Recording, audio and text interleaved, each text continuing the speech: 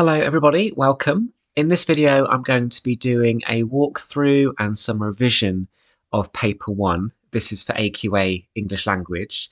I'm going to be using the Ugwu paper from a few years ago, and I'm also going to be giving you some kind of example answers, particularly for the reading section for the questions in this paper. And the idea is this is just a quick refresh. I don't want this video to be too long, but to go through the 5 tasks of paper 1 in a chronological way, which is helpful, I think, for revision.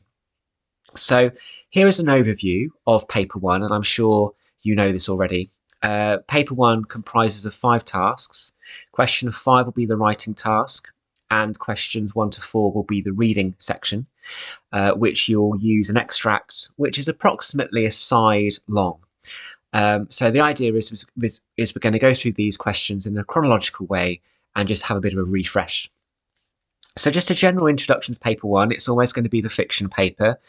This is for AQA, remember, and it's going to be 1 extract, and it's going to be 20th or 21st century writing. 5 tasks in total. The maximum mark is 80.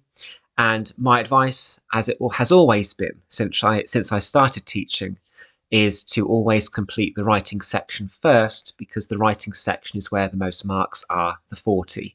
And ideally, we want students to be finishing that task so they don't put those big 40 marks at risk of being not completed, for example. So that's paper 1.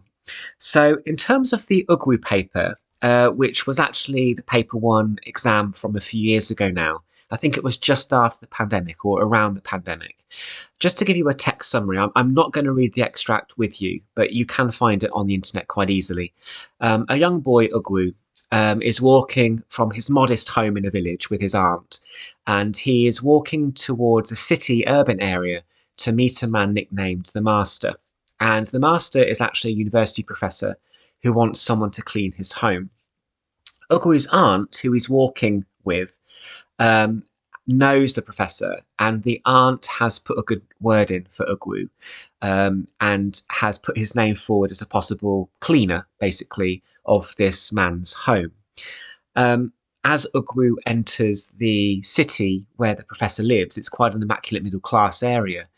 And not only is Ugwu a bit kind of impressed by what he sees, it also, I think, also fuels a sense of homesickness, because he also misses his more modest home where he lives with his family. And at the end of the extract, they've arrived at their destination. They reach the house where the master lives, the professor lives, and Ugwu and the professor meet for the first time. The aunt leaves, but Ugwu, I think, feels less than welcomed at the end. And that links to what question 4 is essentially about, which we'll talk about a bit later. So that's the general summary of the extract. So it's not actually that much of a complicated story. It's about a man needing a cleaner. He hires a young boy, and the boy and the aunt travel to this home. So it's a relatively simple story. So question 1 is always going to ask you to list 4 things, and it's often about the first paragraph, which in this case is only 4 lines of writing, and I've included those 4 lines on the right hand side, as you can see here. This is not supposed to be particularly taxing. I would hope that students can get 3 or 4 marks out of this, certainly if they're on track to get a grade 4.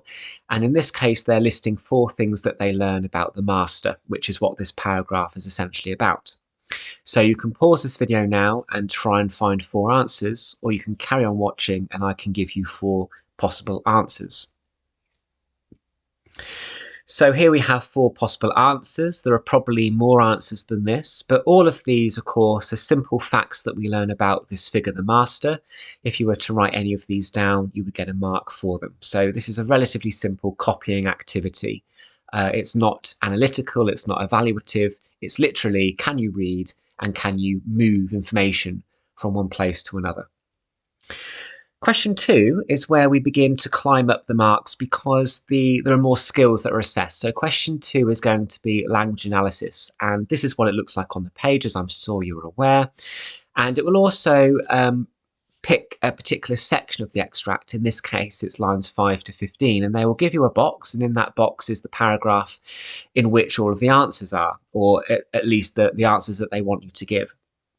And the question is underneath the box: how does the writer use language to describe Ugwu's impression of the city? In other words, how is the city depicted, and what does Ugwu think of it? Now, we've already got a clue here because we know that Ugwu is a stranger to this area, and we know that by seeing this kind of immaculate middle-class city, it almost makes him feel homesick and misses his more modest living quarters where he lives with his mother with the straw roof and the mud walls. So we already get some impression, but at this point, he's feeling quite, I think, spellbound by the city. He's quite impressed with it, and also quite kind of, he likes it a little bit, I think, as well. So this is what the question looks like. Notice we've got 3 bullet points, and one of the things that I've always said to students is to cross off that 3rd bullet point, sentence forms, because students rarely talk about sentence forms in any great detail for language. And I would actually argue that sentence forms is more to do with structure, which is a question still to come. So I would personally be getting students to focus on these top 2 bullet points. So with this question, it's all about taking your highlighter and picking out, being very judicious and being very careful. Try and pick some well-selected quotes that would help you answer the question in terms of what he thinks of the city and how, and therefore what his view is of the city. So all of these devices, all of these words that I've highlighted here, help us understand how he feels about the city. So it's described as smooth, the streets are smooth. It says that Ugwu itched to lay his cheek down. There are 2 similes as well here. The bungalows down the side of the streets are likened to polite, well-dressed men. And the hedges out the front in the gardens looked like tables wrapped with leaves, according to the writer. So you can see around the outside of this extract, I've annotated it. And I've annotated it in quite a lot of detail for the purposes of this revision. But you can see in each box, in each annotation, there's some terminology. We've got some words, verbs, and adjectives. But we've then also got 2 similes. And underneath those, I've also tried to be as detailed as I can in terms of working out what the connotations of these words mean, what it reminds me of, what imagery might be created, really what the writer is trying to do in terms of depicting this urban area from Ugwu's perspective, because that's essentially what we're being asked to talk about here. So this is 8 marks, 10 minutes or so. So you're not here writing an essay. For some of you, you might be writing a paragraph. It's always quality, not quantity. And I would much rather students be writing in detail rather than writing about a lot in kind of half the detail. So now we've kind of annotated it, it's a case of putting it all together. So here is kind of what you're aiming for when you're aiming to write about language. So you've got, for example, in here, terminology, you've got verbs, you've got simile as well. The quotes are designed to be quite short. I want short quotes from students, not long copying. This is not a copying task. So you shouldn't be wasting time copying large chunks of text out, because it's often a waste of time. You get no marks for it. But what you're also doing with language analysis is you're really trying to work out why the writer chose that word. So we need to appreciate the fact that a written text is actually a construction. It's created, and it takes skill to write something like this. That's why it's published, and the writer gets money for it. So we live in a society where writers are paid for their skill. So we need to understand that words are used deliberately. So all of these phrases here have been used deliberately by the writer. And by talking about language analysis, you're basically saying, or kind of trying to answer the question, well, why? What is the writer trying to tell me by using these words and using these phrases? So that is what an example of language analysis might look like. So moving on from language into structure. Structure is another analysis question. And one of the things that we know is that the structure question will always be the same, as you can see here. And again, just like with the bullet points of the language task, I've also crossed off that third bullet point again because students rarely use it actually, and I don't want them to get distracted by that third bullet point. I want them to focus more on the 2 bullet points at the top, which directs your attention to the beginning of the extract and also the middle and the end. Of course, with structure, what you're doing is you're trying to figure out the flow or the sequence of events or the order of the narrative as if it was a flow chart. More on flow charts a bit later. So the question is always the same. I always say to students, you're aiming to write at least about the beginning, because the beginning will be the beginning for a reason, and also something that happens after it. And this is where we get phrases like shifts focus or zooms in, almost as if the extract is being filmed and the camera is deliberately showing you things in a particular order for a particular reason. So going back to the idea of timelines, because whenever I teach structure for AQA, I always do it with timelines. The questions that we're asking ourselves is, how does the text develop and why structure the text in this way? And you can see here what I've done, and I'm not going to read through this, you can pause the video, is I've broken the text down into 4 chunks based on line numbers. And you can see that we've charted here how the text develops in terms of what we're told about, and also more importantly, why. It's not enough to say, well, the writer begins with doing this, because what the examiners will say is, well, yes, they do, but why? So we've always got to ask ourselves why, and that's included in these annotations. So relatively simple story. We start with a bit of a journey. We start with the introduction of the master. We then go to description of the kind of the city and how immaculate it is and that sense of alienation that Ugwu feels. We then go to how the aunt kind of recommended Ugwu for this job, a bit of a flashback. Ugwu's homesickness, how he misses his more modest living accommodation at home, where in the village where he's walked from. And then the end of the extract, the resolution, is meeting the professor for the first time and that kind of blunt welcome that he receives. And I've also included here some quotations. So that's kind of in written form, the structure of the extract, the flow, the sequence of the extract. But we can also do it in picture form. And you can see here, instead of using words, I've used pictures. So you can see that if this was being filmed, this is probably what the camera would show you. You would start by seeing the aunt and the child walking in this city and the very smooth streets.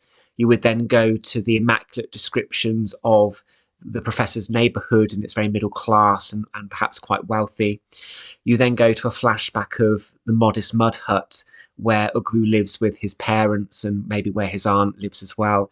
And then at the end, you get that kind of sympathetic and poignant image of a child being left behind in a stranger's home as the aunt kind of abandons the child in this professor's house, ready to become the cleaner. So we can also use pictures with structure to actually show us what the flow of the extract is. But again, remember, the key word on this slide is why. We've always got to talk about why. So again, here is a possible, at least beginning of an answer, but it's actually also quite a decent full answer, to be honest with you. So if you can write something like this in the exam, you should be successful. So just to read through this, we start in this first paragraph by talking about the master being introduced as a domineering and mysterious character. And those descriptions help separate that master figure from Ugwu and his aunt. For example, it is implied that Ugwu and his aunt live in a poor neighbourhood and have little money. So when the writer informs readers through the aunt's dialogue that the master may be in a position to give Ugwu meat every day, it suggests a difference in the characters' statuses, which may lead to conflict. The writer then shifts focus, so we get this sense of flow, something that happens after that. The writer then shifts focus to extensive description of the city's gardens and houses, which reinforce the juxtaposition between this unfamiliar setting to Ugwu and his own childhood village where his family lives. The fact that Ugwu mouthed the word street suggests that this new location is strange to him, which may lead him to feel isolated. And then as the source develops, you could finish off, maybe if you've got time, by talking about something that happens nearer the end. And by doing that, you're talking about the structural techniques like dialogue, like paragraph, like shift in focus, the order of the events, really. So moving on to the last reading question, question 4, and this is my favourite question of this whole paper actually, probably because I'm a literature specialist really. So this is essentially a literature question because it's thematic. It's about character, it's about effects on readers, it's a little bit of writer's methods, it's a bit of everything. It's a bit of an umbrella question. And as you might know, we can see here, it will tend to be about the end of the extract. And it will be the task itself will be worded as a quotation. And in this task, there are 2 key bits of information. First, the idea that Ugwu feels excitement, and then by the end, he feels disappointment. And that is important because that helps us find the evidence in the extract that we're looking for. So everything we say in this answer has to be to do with discussing those emotions, excitement and disappointment. The top bullet point reminds us we've got to talk about Ugwu. The second reminds us we've got to talk about writer's methods, so language or structural techniques, that word how.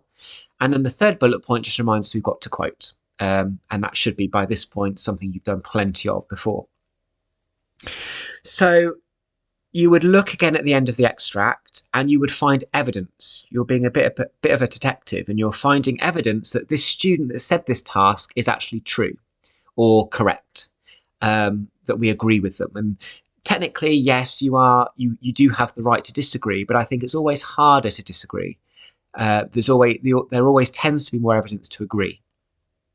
So here we have some evidence that we might want to use. The 2 examples on the left are to do with Ugwu perhaps feeling excited, the fact he wants to learn fast, and the fact that the description of this setting is almost exotic and glistening. And on the right-hand side, we have evidence that suggests that by the end of the extract, he feels a bit disappointed and deflated. In blue, what I've highlighted is the methods. So we've got some metaphors, some contrasts, some dialogue, a bit of a mixture really. It's a good extract for a varying degree of methods. And of course, this might not be a definitive list of evidence. There might be other things as well. Underneath the quotes, I've included a bit of a summary. Again, you can read that for yourself. I'm not going to read that now, but you can see how I've got the methods and the evidence and the kind of the interpretation all ready to go here. This is a 20 marker, so you're spending about 20 minutes on this, and this is probably the question that is going to pull you up into the top grades if possible. So what I tend to find if students can master grade 4, which I think is the hardest of the reading tasks, if they can master it, they're going to be getting more than a grade 4 because it's bringing everything together. So if you can master question 4, chances are you're going to get more than a grade 4 because it's assessing a lot, essentially, lots of different skills. So here is an example. Remember, this is an evaluation question, so it's always a good idea to start with I strongly agree or I partly agree. And in this case, of course, we're talking about Ugwu, so I strongly agree that the writer initially conveys Ugwu's sense of excitement and anticipation, only for these feelings to be replaced with feelings of disappointment and loneliness. Ugwu's feeling of excitement is conveyed metaphorically through the descriptions of the city, a place where there are butterflies and where the lawns glistened. The adjective glistened with the noun butterflies implies that this new place is exotic and could reflect Ugwu's optimism, which has been created by new employment with the professor. The fact that Ugwu uses the adjective fast to describe the speed at which he will learn how to speak to the master, a man of superiority in the extract, suggests he is aware of the power imbalance and wants to appear eager to be a great employee of the professor and well-mannered, essentially. However, this excitement is replaced by disappointment when, and then I would finish that off by talking about something at the end, about how he's left behind in this house, and the master can't really be bothered to make conversation with him, and this poor child's optimism is melting away quite rapidly when he realises this man isn't very welcoming at all or very friendly. So that is question 4. So question 4, remember, methods, interpretations, and evidence. So that is the reading section finished and refreshed, let's say, with some example answers. That leaves question 5. This was the question 5 task for this particular paper. For question 5, of course, you get a choice of 2 tasks and you do one of them. In this case, it was a descriptive task about a place at sunset or a story about a new beginning. So just to recap this, the descriptive task, it says suggested, suggesting that you don't have to talk about this picture. It's a suggestion. It's there to prompt you. So you can talk about any place as long as it's sunset. So don't feel limited to this image. I don't actually like this image very much. It's quite frustrating for me because of the composition of it, the lack of colour. It's a bit of a naff image if you ask me, but there you go. So you don't have to describe that image. You could describe something else at sunset. Or if you want to do a story, you can do that. And of course, with this kind of task, because AQA don't want you to write the same story idea, they want lots of different story ideas. There are a number of ways you can interpret a new beginning. But both of these tasks are thematically linked to the Ugwu extract. And hopefully you can see why. Particularly with the story, Ugwu has a new beginning with this master character. So does this story. So my videos have never been about telling students definitely write about this story idea, because English is supposed to be more creative than that. You're supposed to have an imagination, and I'm sure you do. So realise that there's numerous ways that you can interpret this task. So rather than give you a model answer, I've given you kind of things to remember for each task. And this isn't the first time I've talked about this on my channel. If you go to the creative writing or descriptive writing playlist, you will see a number of kind of videos about this.